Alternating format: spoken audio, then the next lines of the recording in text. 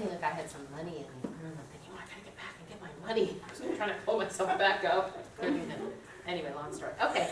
Don't overdevelop your lats. Where are we now? New York 81. No. Shalabhasana. Okay. So let's do this. Do you think you can teach that to your thing, and then we'll practice teaching it, or should we go? I don't want to teach it now. I want to talk about crescent pose. Okay, let's talk about Okay. crescent. All right. What would be the progression for us of Shalabhasana, however? How could we deepen that without lifting the legs and the arms so high? There's a pose. It's actually a pose. Starts with a D. Downward facing dog. Yes. That would be a counter pose. Yes. No, Dhanurasana. So deepening that would be Dhanurasana, holding the ankles and then coming up. Dhanurasana is bull pose, and it's also called Urdhva Dhanurasana. What does Urdhva mean? Oh, no, wrong. It's not hard. Urdhva Dhanurasana is wheel, Yeah. right? Dhanurasana is just bow. So it really is upward facing bow. Right? Wheel is a chakra. Yeah. So it's bow. So we call it wheel, but it's actually upward facing bow. Urdhva Dhanurasana. Bow, Right? B-O-W. Yeah. B-O-W. Right. All right. As opposed to bow, like little bow piece. Okay. But you're not, how would you do that? Upward facing bow? How is that? Dhanurasana, you hold your ankles. You hold your ankles. And you bend your knees. That's what bow is. Right. Oh, but, okay. Upward facing bow is wheel, what we call wheel. Oh, that's Right, upward facing right, bow. right, Okay. right. Okay. So let's talk about crescent pose, Virabhadrasana 3, and all that stuff. Oh yeah, good, perfect. We have perfect time to do this, and then we'll go over crescent pose. So classically, there's Virabhadrasana 1, which is back leg turned out, feet in line, and arms up. And it's like when Larry was showing it yesterday as a very safe and gentle way for people with back issues to get spinal extension, he didn't do it that way. He had the back leg over here, and he was doing this. So inhale, exhale. Inhale, exhale.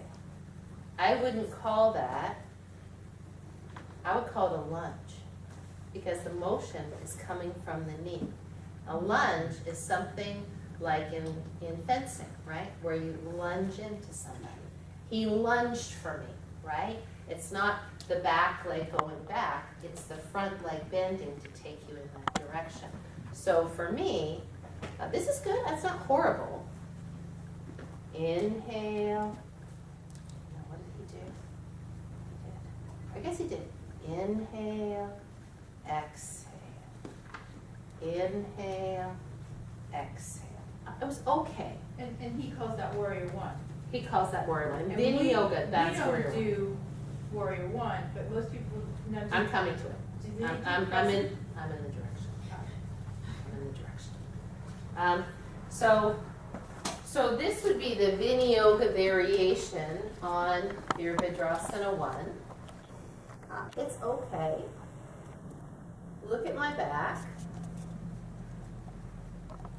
Is my back neutral?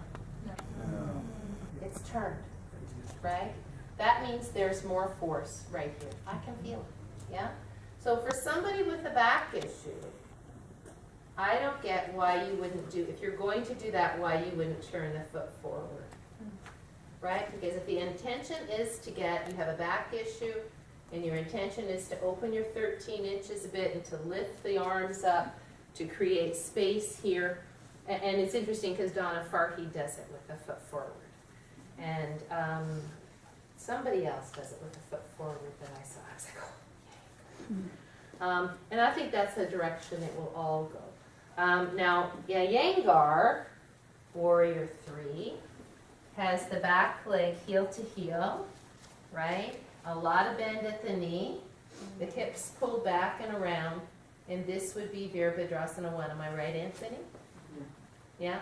So, do you see the force in my back to do this? Because if I didn't do anything, I'd be here, right?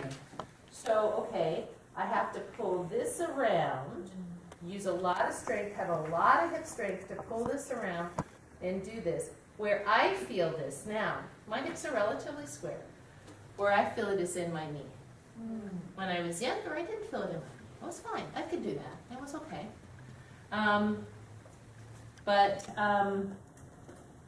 I didn't realize how much force it puts on your medial meniscus till I tore my medial meniscus not doing this. But my medial meniscus was healing and I went to an Iyengar class and I re-injured my medial meniscus there. Because it's very hard to get this much rotation with the foot turned out and not torque the knee. To get this, see that? Can you see that? Thigh has to come forward, shin is still there, the force is on the medial meniscus. So to me, that was an educational thing. Now, the thing is that I have quite a bit of strength and quite a bit of rotation. So for me to pull it around, I can pretty much get my spine to a place where it's okay. For most people, it looks like this. Let me see if I can. Right? So the belly is here, and the chest is here. And why? Because that's that thoracolumbar juncture, right? Where these vertebrae, remember we talked about it, these vertebrae are meant to go like this. These vertebrae, thoracic vertebrae, are meant to go like this. So this becomes the pivot point. Okay, this can't go like that. So I turn from my shoulders, and the force goes here, and it looks something like this, and it becomes a lunge. So, I did it that way for years, and I kept thinking, it doesn't feel good on my back. It doesn't feel great on my back. I look at other people, and nobody's doing it the way my teachers did it. And I'm trying to get them to do this, and people are yanking around. The bellies are not active because they can't get the pelvis around. And it just did not make sense to me. And then when I started in my own practice, turning this foot forward and dealing with the wiggles, and being in the Vinyasa tradition where this heel is down and everything is square, it just made so much more sense to me. Because the other thing is people do this, right? And now, where is their weight? It's in the back leg. So there's some opening of iliacus and iliopsoas from this, yes. It's definitely there's no appeal. But for me, here, you have to use the adductors. You have to have some negotiation going on here as opposed to this. Complete nothing going on. Now, if you really pull back, you're going to get adductor contraction there and here, but most people don't because they do this. They do a lunge. All right. And you can see, it's like a rest pose. They'll make it more vigorous by going, right? But it's not, it's easy. It's not hard. This is much harder, right?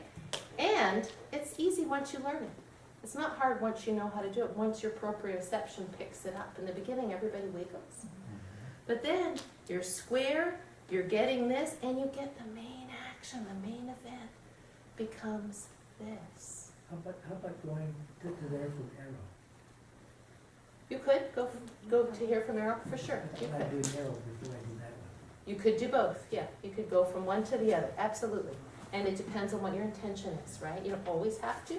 But the other thing is, like if you're saying, well, but this, it was one of the big things for Vibradressner 1 was it strengthens the quad. Well, I strengthen my quad exactly the same way in Warrior 2. It's exactly the same action. And I can probably get deeper in Warrior 2 and make this muscle longer than I can here where I'm doing this, right? Even here. When I do this, my weight is more, there's more work in my hamstring here than in my front leg. So for me, this is a back bend, and back bend trumps quadricep strengthening. If I'm going to be doing a back bend, then I should do the back bend in the way that is the safest and most neutral for my spine.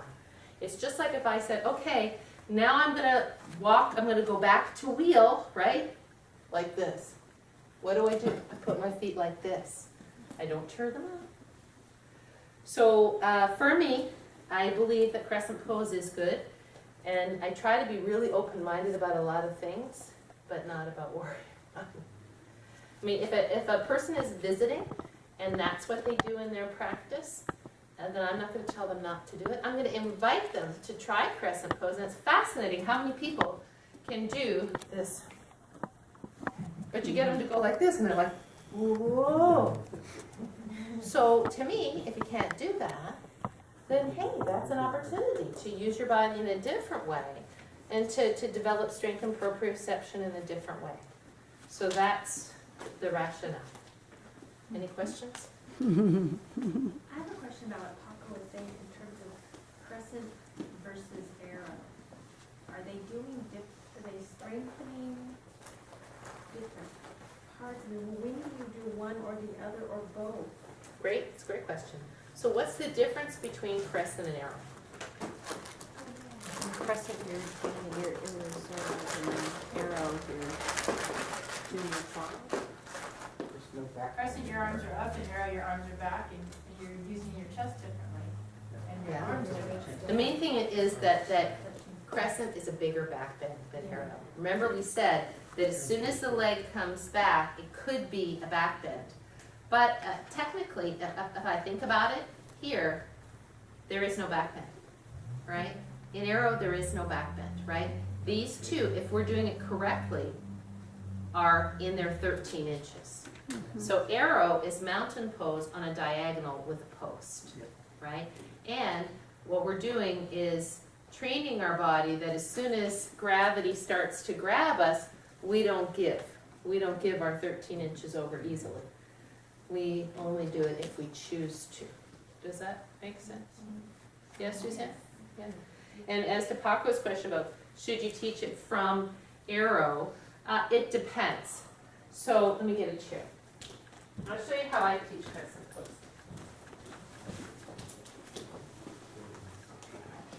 You're in Yoga 1. You have no back issues. But you haven't done much yoga before. You've now done some spider. You've done some hamstring stretching.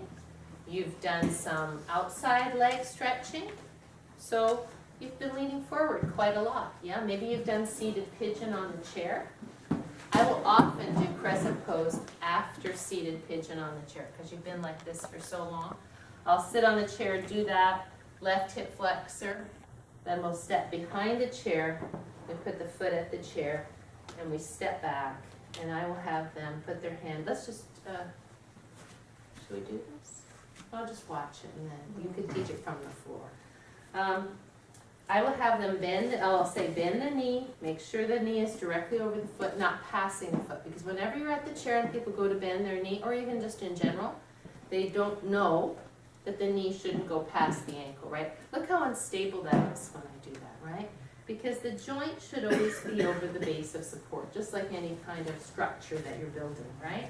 So then to teach them what this is about. Now we're saying, if somebody has a back issue, if it's not too bad, I'll just say, just make this small. Don't step back too far. If they have a big back issue, I'll have them not do this, you know? And what I might do is have them just watch, or I might have them stay in pigeon on the chair, or I might, if I have time, I might give them another chair if they've just been sitting, and I might put their hands on a chair like this and say, just stretch your back here, or put your forearms on the back of the chair and you can watch, because it gives elongation while we're doing that. That's rare, very, very, very rare. Almost everybody can do some kind of hip flexor stretch, because just like this, I remember a PT telling me, she says, well, geez, when I give hip flexor stretches to people with back issues, it's less than 10 degrees. So just that, right? Just like that, 10 degrees or less, right? Because that's a stretch right there, yeah? So, okay, 1 foot, and I always say, make sure you put your foot under the chair, because people, I don't know why, they do this. Right, so put your foot under the chair. Step the right foot back. Look down. See that your right foot is in the right lane of traffic and it's turned straight forward. Lean forward. First I'll have them put their hand, run your hand up your thigh and feel where the hollow of your hip is. This pose is to stretch this muscle. And sometimes I'll have them go like this. When you go like this, do you feel this muscle contract underneath your hand? This is what we commonly call the hip flexor, right? And think about if you're sitting, or if you're climbing stairs, or if you're hiking, this muscle gets tight, right? So now we're gonna stretch that chair out of our hips. So put our hand, run our thigh up our hands, find it, lean forward.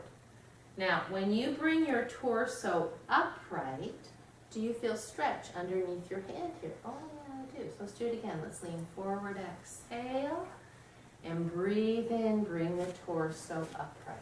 I'm not going over great detail on belly here yet because we're doing this very small. Now, if it's okay on your shoulder, grow your arm out of your side waist and feel your ribs lift out of your waist like we did in palm tree. Because I would have made sure somewhere before I've already done palm tree. Let's come up on our toe like we did when we were doing the calf stretch. And as you exhale, press your right heel back and reach your right arm up. And why do I have, sometimes I'll just do this, but rarely. Why?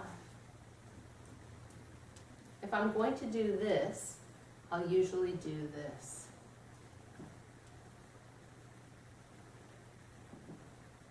Just like when we do this, right? And then we do this. We lean forward when we're doing this. We don't do it like this. Why? You're elongating the back body. Correct. So if my arm comes up, it helps me stretch. It puts more space here, right? If I just have the arm down, then I am making it more of a back bend, right? As soon as this goes up, I get more space. So if the person can't bring their arm up, they got a shoulder issue or something, then I'll say, well, just leave the arm out. And I'll just kind of watch them. If it looks like they're like stepping back like this, they don't. So they don't really have to worry about it. So it's inhale up, exhale, press. Feel the back leg straight. Feel both sides reaching up. Common error is this. Bring the arm right into your head. Palm faces the midline. Lift up. As you exhale, both ends reach away from the middle. And I'll just do it a little bit, a couple times. Then hand comes down. Lean forward as you exhale, step back, foot up to front, right? Because we don't want them to go from here, right? We want them to get that release of the back. That's the neutralizing. And then if I just did seated pigeon, and then I just did crescent pose, I will step back and lift the pole. And then we'll come over, we'll sit, we'll do the hip stretch, we'll do the crescent pose, we'll do the lift the pole. It's kind of a nice way to do it. Does that make sense? Yeah. Now, if I'm going to teach crescent pose to yoga ones, not on the chair. Oh, and sometimes the progression for this would be once you've got people who kind of know this pretty well, and the shoulders are pretty okay, we'll come up, we'll come down, exhale. Then I'll say, if it feels comfortable for you, grow the right arm up. As you press the left heel back, reach both arms up as high as you can. Don't lean back. That's when I would start to talk about the belly. If I knew I was going to add that arm, I would know that I've already talked about drawing the belly in. I've talked about the 13 inches, because then people will go like this if you don't, right? So what does it do for those people if they take their arm up? There's two things. It works. It causes, they have to, three things. They have to use their inner legs more. They will feel their belly more. They'll use a little bit more belly. Two things. One, it for sure lifts this up more. But two, it works their balance. Right? Now they have to negotiate the balance. So it's really a good thing. But then if I have both arms up, I'll say one hand down, the other hand down. Because if they come both down and their balance isn't good, we get the snapping effect, right? The other thing that you can do here is stretch the side legs, right? Not a big twist, but as soon as they do this and they open these intercostals, for a lot of people, they're like glued together here, right? So just that little tiny reach up. So I'm just saying a tiny, tiny lift up and over. Feel, and then you've got to tell them, feel the breath. What we've changed here is feel the breath in between your ribs. So you don't just do it, add it on, and like it's something, it's like a decoration. You're telling them why you're doing it and where they should feel this. Now inhale the torso back up to center, hands come down. You don't do this, right? Only with one hand, right? In yoga 3 or 2, sometimes we do this because it helps to get more lift, but you don't want to do that with them. Yeah, does that make sense? Okay, so that's teaching crescent pose on the chair. I would like you to be able to teach crescent pose using the chair. So we got the video, practice doing it, that would be good. All right, you can also teach it at the wall, which maybe I'll do next time. And I do that not in Yoga 1 10 o'clock class. Sometimes I do it in Yoga 1 in the evening because we don't have the chairs out, maybe, because it's that mixture of Yoga 1s in the evening, some people that need chairs, some people that don't. So I can go over there if it looks safe. And then if I'm doing it at the wall, same thing, you know. As a counter pose, hold your bum, bend your knees, walk your feet away, slide your hands down, let your hands go. Right, so it is flexion after extension, but it's pretty gentle. It's more of a hinge, yeah, with the bent knees. If we're straight legs, it would be full flexion, right? So we can go over doing it on that thing. But let's go over teaching it to yoga 2 people as a standing pose on the mat. Have you been in a class where I've done that? Yeah? But let's go over it because I don't think everybody knows. Because you could watch this on the video and rehearse this sequence because I think it's pretty good. Now let's say these are people who have already, say in a Yoga 2 class now, you wanted to teach crescent pose because it's something that not all of them know how to do. Maybe they've done it on a chair, maybe they've done it at the wall. They all know how to do windshield wiper, right, which stretches the hips. Maybe you've already taught them how to do it on a block, laying down on their back, right, because that's crescent pose, this one. I'm not saying you have done this in this lesson. I'm saying these are people who may be familiar with something like this. Can you see this is crescent pose? Right, it's the same thing. So they're people that you've determined are ready to do this on the floor. And when you do it on the floor, it becomes much more difficult on the balance. And then there's the coming up and coming down. You could just do this. You could say, well, let's lean forward and step back and sweep the arms forward. And I have done that. But usually in Yoga 2, you're coming up and down off the floor into this. You're stepping forward. You're learning to step forward. So that would be one way to do it, to say step back, look and see that your toes are pointed forward, come to arrow pose, push, and come up. That would be okay. But now if I want them to learn to come to the floor, I have them put the blocks on the floor. I show them first what we're going to do. Because again, like you said, Suzanne or somebody said, it's hard to see when you're looking down here. So right foot between your blocks, turn your left toe, look down. Make sure that your left foot is well over in the left lane and the toes are pointed forward. From here, your weight is probably more in your front leg, and we need to shift the weight a little more back. So let's put the right hand on the right thigh and the left fingertips only on the block, and feel your weight shifting back between your 2 legs. From here, using the support of your right hand, reach your left arm forward, join it with your right. Inhale, push with your strong front leg. Exhale, send your left heel back.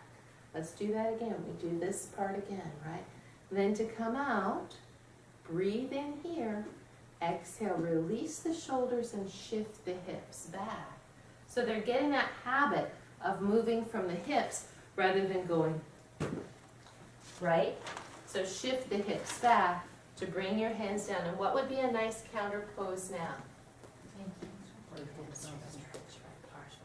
Because when you're here, this is engaging, for sure, right?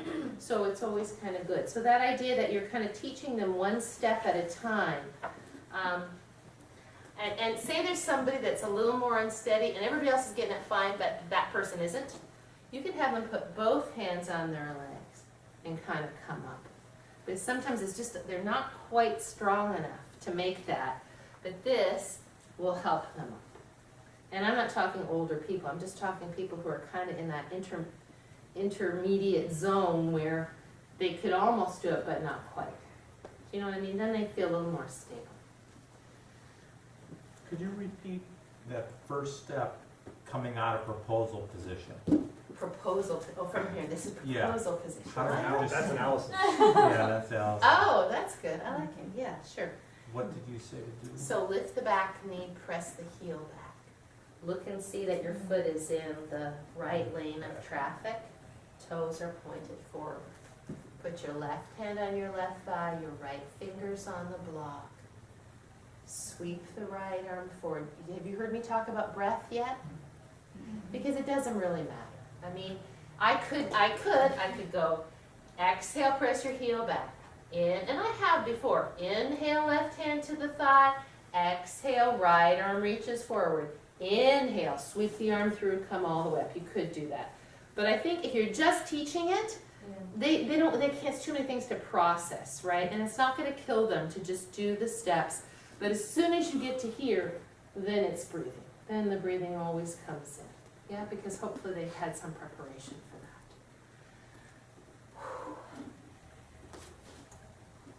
Yeah? Question, once you're pretty much all the way up, your weight should be pretty much evenly between the front and back leg then? Absolutely. The common error is to lunge, right? And so then there's no action in the back leg, right? What are their common errors? Turn out. Back leg turned out, Humping forward. humping forward, Tightrope. and legs on a tightrope. Yeah, yeah. So all of those are things you're looking at with your eyes. Oh, and the other big one is being over split, right? So because people are enthusiastic and you can't see them very well because they're somewhere in the back, and they're like this, and they go like this, and then they're trying to come up and they're like this, right? All they had to do was step up. Because if you go too far back, the hips will start to turn. Exhale all the way down, one breath, one breath. Then my anecdotal experience is, and also the difference in B-series sun salutations is that you're not going to straighten this leg in between, right? That doesn't happen. As soon as you step this foot up, you're actually, at risk of using a bad word, sinking the hips a little bit from where you've stepped up, because they're from here to here would be a bit of a sink, right? I like to take the arms to the side without throwing the ribs, and then when I get to here, this is where it becomes a bigger back bend, right? So now the 13 inches are lifting, the ribs are lifting, right? And in full crescent pose, it's okay to open that up a little bit and to lean back. Just like, oh, we should go over this, not right now, but we will. But like, for example, this, not so good. This is the common error in this thing. Right? Where the leg straightens, the hands slide down, and now we're on a backward diagonal. Back crease. So we're missing the crescent, right? Because if we're going to do a deeper crescent pose, the depth has to come from the bottom of the sphere. Does that make sense? Picture a ball behind my back, one of those big rubber balls. I don't want to push back like this. Now I'm getting a crease. Does that make sense? So this leg actually bends more. So this sinks more. And pretend I'm lifting up over a ball, right? For sure, this has to open maximally. For sure, there's more compression here. But it's about creating the sphere, the arc, the crescent. And that's okay if your back can do it. Yeah? Let's go over the homework.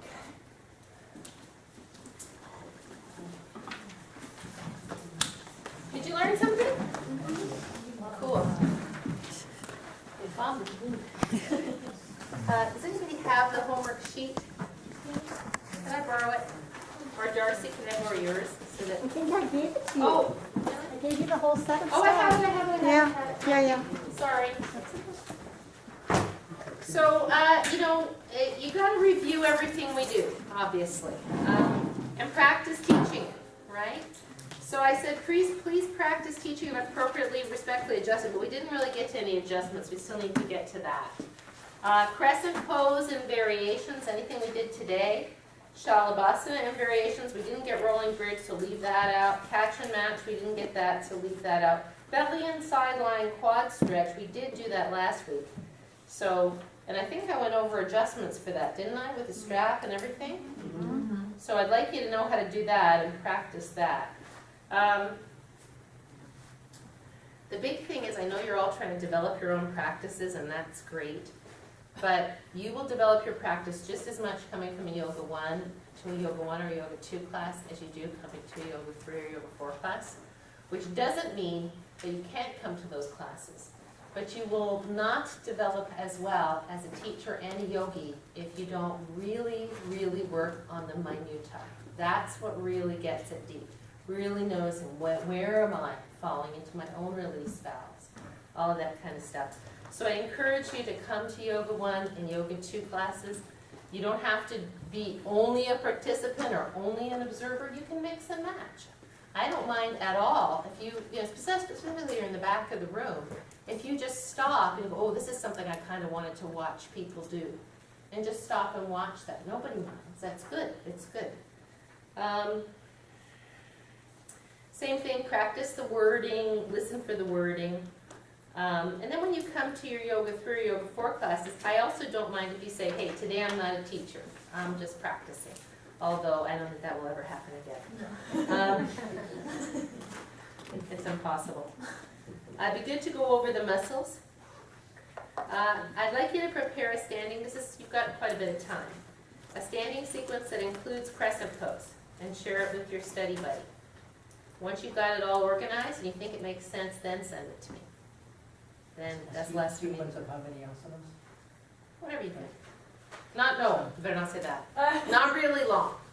Like, about 10, 12, something like that. If it's 4, that's okay. Well, I guess that'd be kind of hard. It's not really a sequence. But I'd just like to see that you know where to place it and how to, and you can use anything that we've done to date. If you want to throw in something else, it's okay. But then I'm less likely to comment on that because it's not really what we're doing, So, but if it helps so that you can get to whatever you want to get to, I guess it's okay. If you feel so inclined and you want to keep going with the muscles, I keep trying to get to that muscles thing, and I haven't. I think it's better if you do it once I've sent it to you. Is that correct? Do you think that helps? Yeah. Or no? Yeah. It's up to you. You can go through that at your own pace. I think that when I do send you notes on it, you should check those. You don't even have to look at the whole video. You could just read the notes. That might be a good thing. I don't know if I'll get to that. Our next meeting is scheduled to be January the 18th, I think. Is that correct? So in that class, well, let's just talk about this. Then we have the field trip the following week. And, I really think the field trip is great. The challenges it takes away from our time to do this, and as you see, this takes time. But I do think now that once we got the fundamentals of laterals, it went faster. Once we got the fundamentals of flexion extension, it went faster. Now that we have the fundamentals of back bending, all the back bends will go faster, So I will have, normally on Tuesday nights, I have mindfulness meditation. But for the first 3 Tuesday nights of January, the 6th, the 13th, I think, I can't really read I don't. So my request would be that we take one of those and get together for 2 hours from 6:30 till 8:30. And what I'd like to do is use that time to talk about assisting. And so that whole class will not be about the back bends. It won't be about the homework or the sequencing. It will just be starting to come to classes and which things I'd like you to help people with and which things I wouldn't. Yeah, and I'll have a written list. I may have missed the time you said for the Tuesday evening classes. I was thinking 6:30 till 8:30. It's 2 hours. And those will also be videoed in case I can't make it? There'll probably only be one because I think we'd have a riot if I said more than one. Okay, cool. One thing. So that Tuesday, we just. If you don't come to the class, I don't want you to assist yet. Got it. I think that's fair, because I don't know what you know then, I know. you know, I'm just thinking midweek traffic, is all. well, So. yeah. I get it. Are we still choosing which Tuesday? Yeah, yeah. I'm unavailable on the sixth. You're Work unavailable on the travel. sixth. I'm Okay. not available on the 13th. You're not available on the 13th.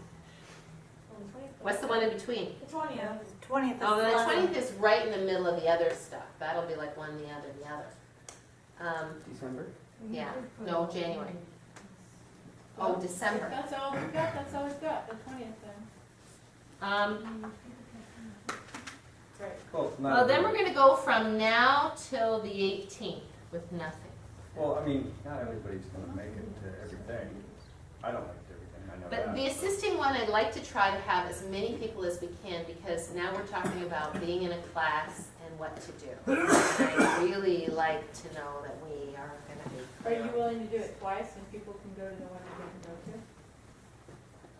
go Or both. to? Or both? But since some can't come to the 6th and some can't come to the 13th, if you do both, That would be awesome. More work for you. Yeah, it's not terrible though. Oh, that's gonna be Only good. 2 of us. so I I'll bring muffins. Because I teach 5 nights a week. don't know. Yeah, I know, I was like. So like when I get those little breaks where I get a night off, it's like a big thing for me. But however, but I think that's kind of a good idea. What's I gonna say? What if we do the 6th and then The 13th, whoever, well, I think, is the 13th more preferable? yeah. I can come anywhere. Oh, Well, okay. somebody couldn't be here the 13th and somebody couldn't be here the Right. 6th. So if you could come to the 6th, could you come to the 6th, and you could come to the 13th or vice versa, then that would work good. And in a way, that might be good, because then we could do more hands-on and I could get to you better and see you better. Because there's And- less people. Right, exactly. So do you want to plan out who comes to which one? Oh, I was just gonna say. Not like an overflow? If the gods work, can we go to both? And you could go to both. Oh, okay. Yeah, yeah, Okay. yeah, because I mean, it's not too many people. And if I've already seen you do the adjustment on something, because these are gonna start to be a little bit of hands-on adjustments, not nothing big.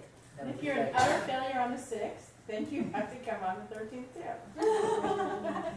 You know, You want to assist like in yoga one classes? What you looking at? in Yoga 1 and Yoga 2, and Ultra Gentle. If you can come to Ultra Gentle, Ultra Gentle. Yeah, that would be great. Christy would be thrilled. Alice, sadly, fell in Greece and had a minor strain, but then she came home and she slipped on her bath mat. And she has a major sprain of her glute and her hamstring. So she's in, like bed rest because it's that bad. So she's doing a little bit at home, but she's not going to be up and at 'em helping Christy anytime soon. What is a sprain? Great question. So a sprain is when a muscle has done this, right? It's stretched and then not torn. Overstretched but not torn. Right, exactly. And there's degrees of sprain, right? And usually it's like boom, boom, boom, boom, like your ankle goes boom, boom. Right? Yeah. So not so much fun. And so, she has bruising and all that stuff, so that's not so much fun. So 6th and 13th, not to. Let's do the 6th and the 13th. I think that's smart. Good, Karen. Thank you for thinking of that.